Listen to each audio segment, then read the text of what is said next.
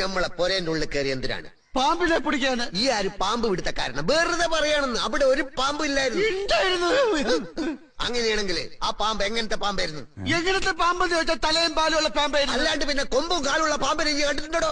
ആ പാമ്പ് എങ്ങനെ ഇരിക്കുന്നാണ് നമ്മൾ ചോദിച്ചത്. പാമ്പ് ഇരിക്കണല്ല, ഏഴതായിരുന്നു.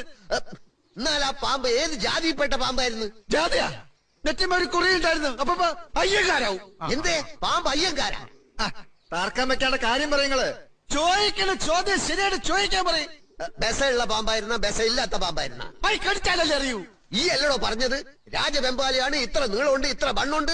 നീളത്തിലും വണ്ണത്തിലും എന്ത് കാര്യം കൊത്തിയ മയ്യത്താവൂലേ? പക്കെങ്കിലും നമ്മള് പാമ്പിനെ കണ്ടിട്ടില്ലല്ലോ. കണ്ടിട്ടില്ലേ? കാഴ്ചകളായി പോയി നോക്കി. നമ്മളെ പൊരയില് നമ്മള് പാമ്പിനെ കണ്ടിട്ടില്ല എന്നാ പറഞ്ഞത്. പോയി കാണും. അങ്ങനെ തോന്നുമ്പോ വരാനും പോവാനും നമ്മളെ പൊരയും പറമ്പും പാമ്പിന് പതിച്ചു കൊടുത്തിട്ടാ. പാമ്പിന്റെ ഇഷ്ടല്ലേ? നമ്മളെ പൊരയില് പാമ്പ് കേറിയിട്ടില്ല.